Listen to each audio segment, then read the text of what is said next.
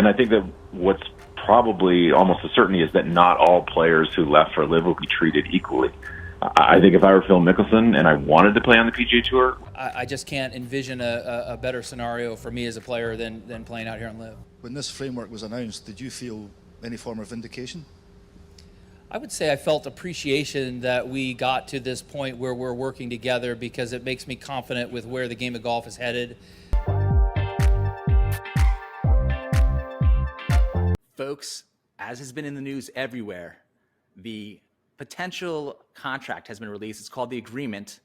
We don't know all the details yet. Only a few of the clauses are actually set in stone. The rest of them are conditional upon this whole thing going through and becoming more of a definitive agreement.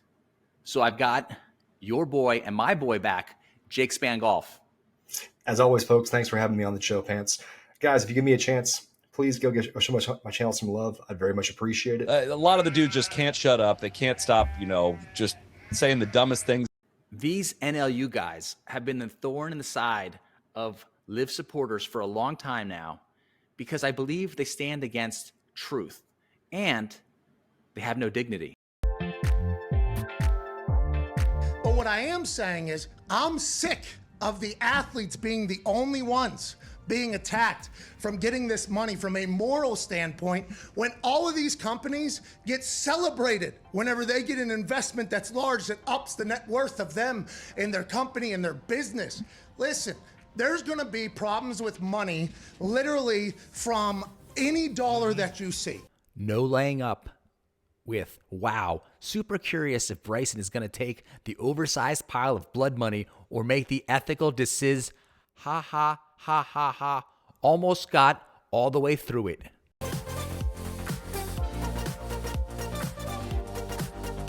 As you can see, when Sally goes on to Pat McAfee's show, months after Pat McAfee stood up against the people who are hypocrites because he pointed out that Saudi money is everywhere. Solly, What's up, Pac-Man? What's up, brother? Why are you saying that like the LIV is like some bullshit basically compared to the PGA? Can you like elaborate on that a little bit more, because you saying it like it's just a bullshit league? As a non-golfer, can you like put it in dumb terms for me? And then proceeds to disparage LIV golf. It's a lot more like exhibition golf to me than it is competitive golf, like designed to be like an entertainment product, I guess, and it's just not that entertaining. They have it's just like it's 54 holes, it's a shotgun start, and it's just kind of very silly. So Sally, why didn't you do a little due diligence, because you're preaching to the wrong choir over there. So it's an awkward interview. You guys should watch it. Sally walks away smugly thinking he did a great job, where anyone else out there, if you look at the comment section, realizes this guy's a complete clown. Sometimes you walk into a room and you don't know the temperature and you forget where you're at. This guy reminds me of the guy that walked into someone's house, didn't realize the host was actually there, and said, "I fucking hate the carpet," and then made a big deal at the carpet, all while he's talking to the actual owner of the house. And the owner of the house is just like, "Yeah, it's kind of nice." Meanwhile, the homeboy's never going to get invited back to anything ever again. Look, sometimes you got to just realize that you don't know everything in life. And look, not everything's cut and dry and simple, but at the same time, these no laying up guys, it takes some such hard line stances in the sand. When you start cussing out things on moral or obligatory ethics that don't make any sense at all, you just sound like a chicken head. Well, how are these guys not trying to backtrack on their blood money tweets from before? They've literally just tried to pretend like it never happened, like this whole year of them bad-mouthing LIV didn't happen, and now they're still going to offer their expert opinion. I don't know what goes on, because there's so many guys that got so many things wrong, and they keep continuing to give predictions. Stop predicting. Stop trying to speculate, because your predictor speculator machine is malfunctioning.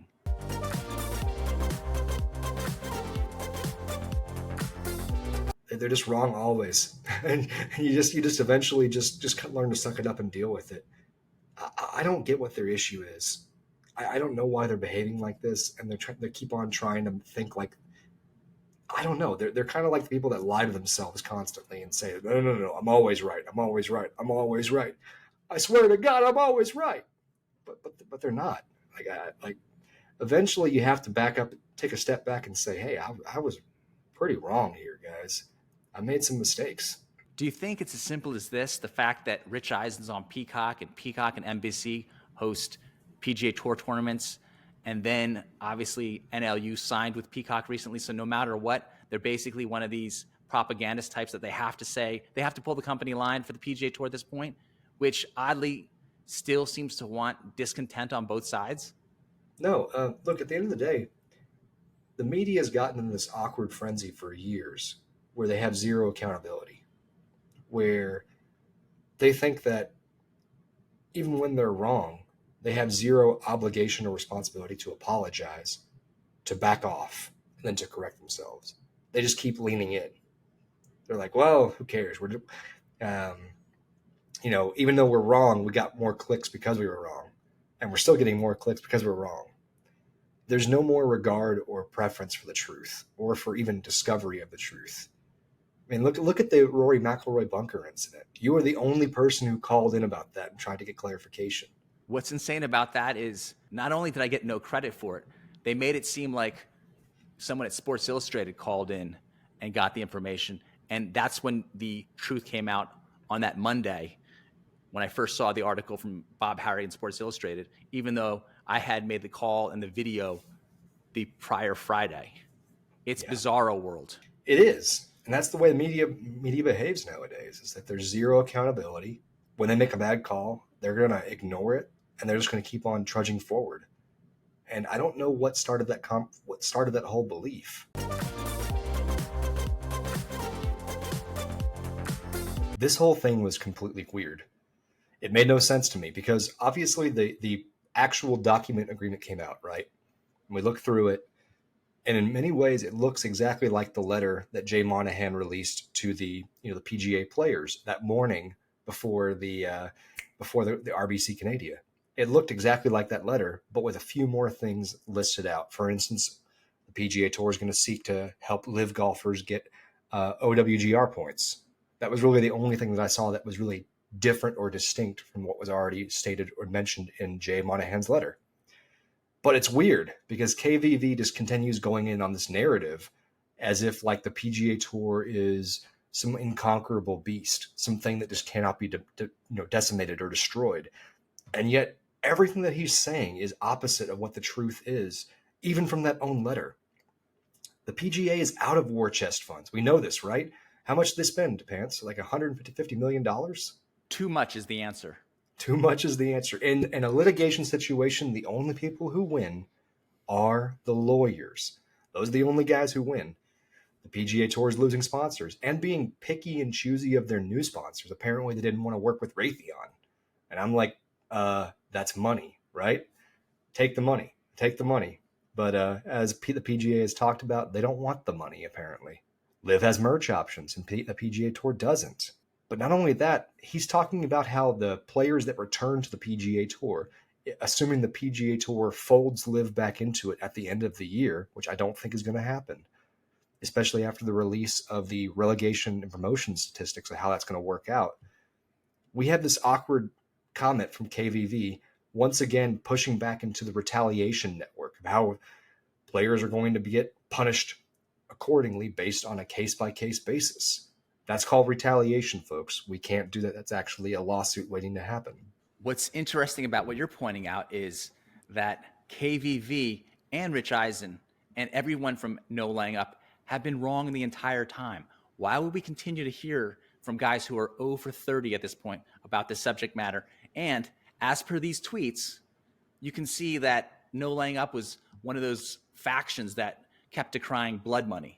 I think that it is very murky about how those players will be able to sort of apply for reinstatement and who will sort of make up the committee that decides what they sort of have to do to come back. Is it that they have to go start on the Corn Ferry Tour, that they've lost their status? Here, KVV is pointing out that he thinks that these LIV golfers may be punished to the point where they have to go back to the Corn Ferry Tour. Is this guy delusional or what? I don't understand what his thought process is at that point. Does he actually think that Brooks Koepka is going to go to Wichita, Kansas I mean, God be it, I love Wichita, Kansas, but like Brooks Koepka's not going back to the Corn Ferry Tour. They wouldn't be that stupid to make that happen. On what planet is this guy living right now to think that, they're going to shove all the LIV guys back down to the Corn Ferry Tour? What's also interesting about this is that there's still factions or sides remaining in terms of the PGA Tour and LIV split. These guys were obviously on the pro PGA side the whole time, and they're still clinging to that, even though there's this merger that's apparently trying to take place. Now, we look through the agreement, and again, the only clauses that are definitive and guaranteed are 6, 9, and 10. The rest of it, if this thing doesn't go through, forget about it. So let's look at number 6, 9, and 10 together. Clause 6 is about the settlement of disputes and non-solicitation. Here, this is fixed in stone now. You have the settlement of litigation. They're not doing litigation anymore between themselves. So in terms of settlement of litigation, I guess the PGA Tour has the benefit that they can't be sued for being a monopoly anymore. But, in the end, in the grand scheme of things, they're going to be investigated for being a monopoly. So it really doesn't help the PGA Tour side that much. The other part in terms of non-solicitation, now these tours have agreed not to take each other's players, which, how does that play out when you're trying to have these guys coordinate between each other and essentially at least lease the other players from each tour? Yeah, that gets awkward because then, what happens? Are we looking at players getting signed for individual years? Is this one of those things that it's only during the free agency window that we can actually have a conversation? And when does that even start? Because I don't think any of the players actually, other than the LIV golfers, have an actual contract that says, hey, I'm with you for X number of time or X number of years. The PGA Tour players sort of do because they punish them whenever they go and play in Asian Tour events or Japanese Tour events without permission. For instance, last fall, we saw Tom Kim, Mito Pereira, and Aaron Wise all had to get permission to go play in the Dunlop Phoenix tournament in Japan. So I don't understand what that looks like for their actual contract with the PGA Tour. But I think it's in this weird, funky scenario where realistically, all this says that actually has any real substance to me is that no more court cases, which is a win for the PGA. Eamon Lynch on Twitter also has a clip related to this, and he says that in relation to the Saudis, they're getting off the legal hook for discovery, but the PGA Tour isn't, as per the letter they received, where they have to produce a lot of documents still. So there's still going to be an investigation going on, a lot of due diligence about the background of this merger. And then Eamon Lynch also points out that these Saudis are doing this to get accepted into the game. Here's my question to you, Jake Span Golf. And I've also seen that the Saudis are going to be able to push this through because of all their congressional ties. If the Saudis are already $40 billion invested with the PGA Tour in terms of the 26 companies that are doing deals with Saudi Arabia, including FedEx, who also recently signed an agreement with Saudis, and if the Saudis already have people in Congress, connections that can help them push this deal through, then don't they already have a seat at the table? Pretty much. I mean, at the end of the day, you got to follow the money. And something that's done in public has already been decided in private. That's something I've learned in life, that people, at least in business, at least on this scale, when it's finally being showcased in public, it has already long since been decided in private.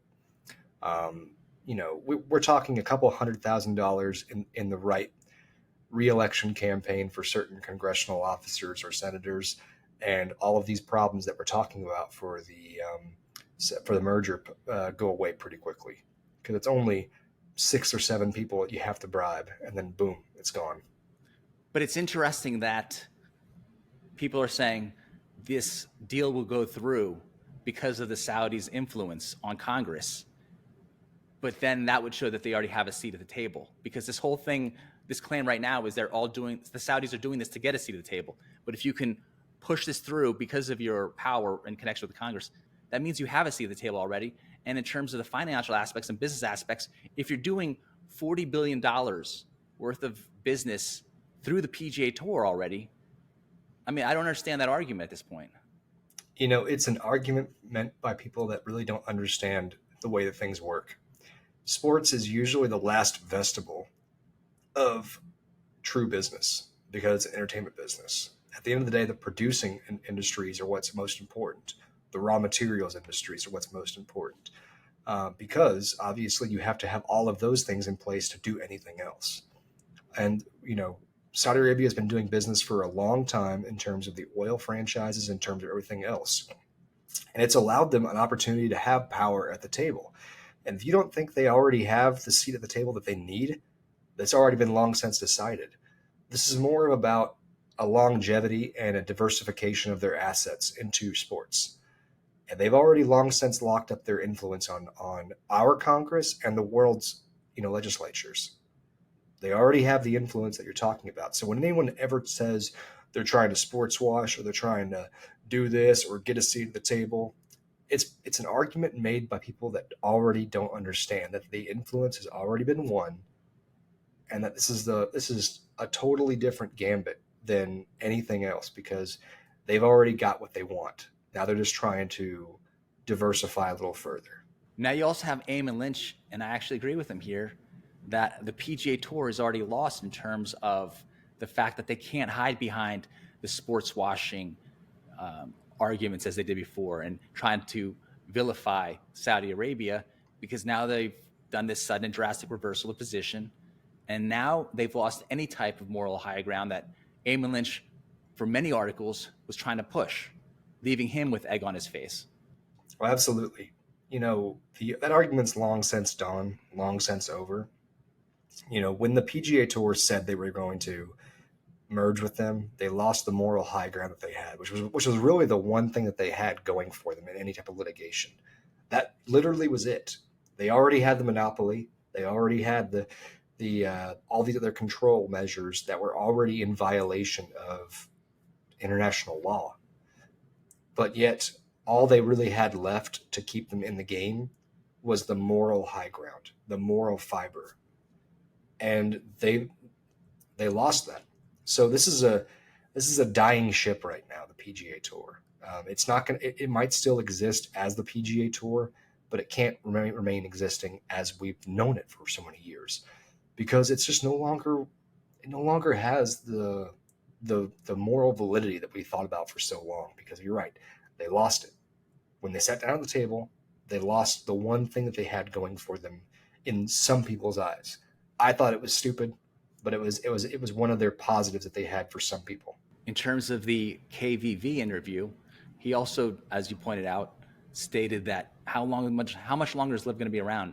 Maybe not past 2023, but news is out basically on the down low that Greg Norman has said that it's going to continue. Yeah, and like I said, we're seeing everything positive rolling out. We're seeing new sponsors coming out. We're seeing plans for promotion relegation. I mean, all of these things are still in place, and it would be really a dick move to set up a promotion relegation system, an international series promotion system, have players go through that whole entire rigmarole, and then not have it be real. And all the momentum is moving back toward LIV Golf right now. So why? I really want to get inside those guys' heads and really understand why they believe LIV Golf is going to fold or be folded at the end of this season, because I just don't see a way that could work out, because everything is moving toward LIV right now. Do these guys not see the pattern that they're continually wrong? I mean, when Rich Eisen initially heard about LIV, he was bagging on it the whole time, seeing I don't see how the team's going to work out, making fun of the team format. And now here we are 15 months later, 16 months later, and the momentum has clearly gone the other way. Don't you maybe step off the pedal and maybe turn into reverse a little bit? Maybe, but I'm starting to wonder if these guys have just blocked so many people on Twitter, on social media platforms. They blocked anybody else who has a real opinion that's original, to the point where they've created this tiny little microcosm soundboard to where their own echo chamber's happening. And they're like, oh my gosh, the PGA Tour is winning. No, that's your own voice that you said 5 months ago, and it was wrong back then, and it's wrong now. And that's my thing, is that I think they have created this little Babytown Frolics microcosm world that isn't actually letting in new sentiments or new thoughts. So maybe they're just immune to hearing the truth. Maybe they're like a 5-year-old that's being told that Santa still exists. The Easter Bunny's real. Well, that brings us back to Eamon Lynch for a second, because he put out an article very anti Patrick Cantlay. But in terms of his Twitter clip, he also mentioned a key point was that now, as per this agreement, as per clause number 9, in terms of confidentiality press release, each party agrees in covenants that it will not at any time directly or indirectly make, publish, or communicate to any person or entity or in any public forum any defamatory or disparaging remarks, comments, or statements concerning the other party. And Eamon Lynch was very against this, because now, obviously, the PGA Tour, after signing this, can't do that whole blood money, sports washing claims against LIV Golf. But what Eamon Lynch didn't note is that I believe the PGA Tour has something like this in its own contracts with the PGA Tour players in general, that they can't say anything that could, bring dark light upon the PGA Tour. Well, and this was kind of a reason why years ago, before Sergio Garcia actually left for LIV Golf, but the talks were starting. People were already giving him crap, and the league was already turning on him, and the league was already giving him extra penalties and no drops because he was making inflammatory statements. He was saying things like, on a hot microphone, "I can't wait to leave this effing league," stuff like that. And so I think you're right. There is this situation where the players are muffled and silenced and said, "Hey, you can't make disparaging remarks. You cannot say I hate Jay Monahan. You can't make these kind of things." And so players have to watch what they do and watch what they say so much. Now, I wonder how seriously it'll be taken, because, again, the PGA Tour's lost their moral high ground. But yeah, what happens with that? I mean, are the LIV golfers able to say, "I don't enjoy this anymore"? Like, I don't enjoy the PGA Tour format. Are they able to still say that? Is Maverick McNeely going to be able to come out and say critiques of things? Because if we're not able to critique anything, we're not able to grow. And that's kind of a question mark here.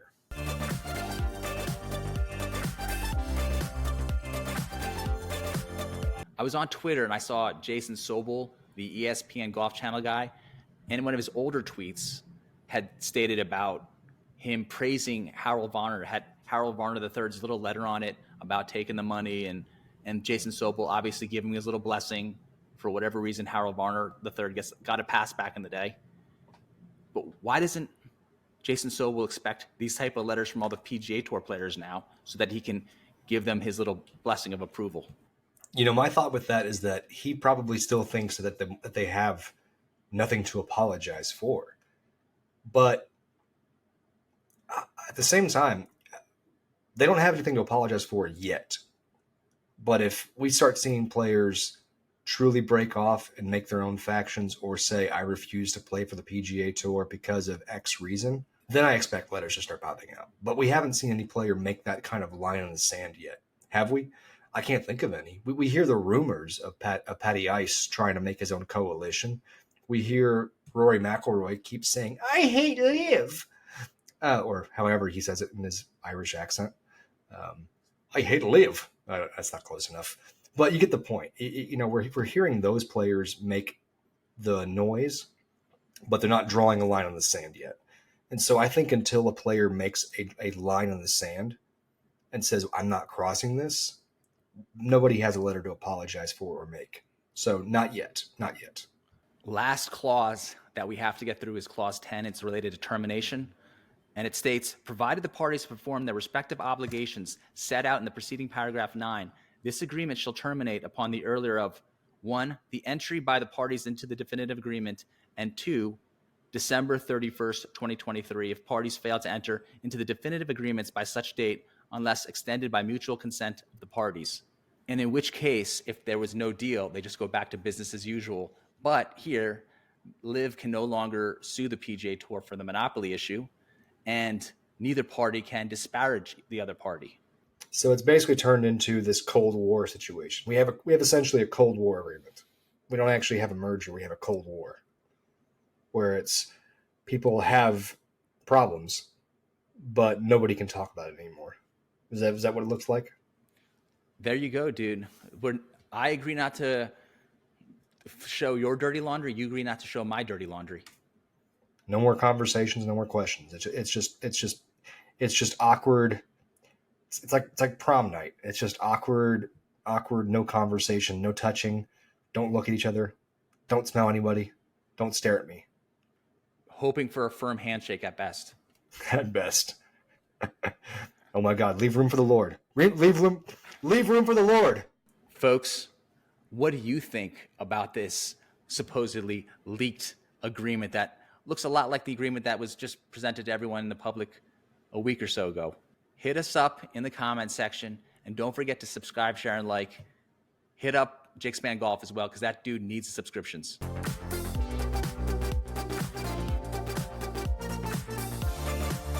Amongst actual media personnel, there's no longer this responsibility or this air of responsibility of I have to be right, or at least I have to be conversing in a right direction.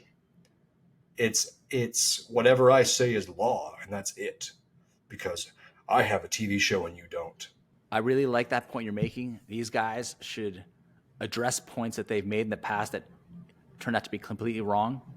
I mean, we probably make mistakes as well, but it's more speculative and predictive in nature, whereas they're saying they seem to have actually access to these sources who I guess are giving them bad information, or their views are so far off for some reason based on the similar information that we all get here, where our takes, I think, turn out to generally be better than their takes. And once again, when this plays out, let's see whose take is more correct. At the end of the day, I think that ours is, simply because we're making our take based upon what's actually being said in paper, on documentation, and they're living in La La Land.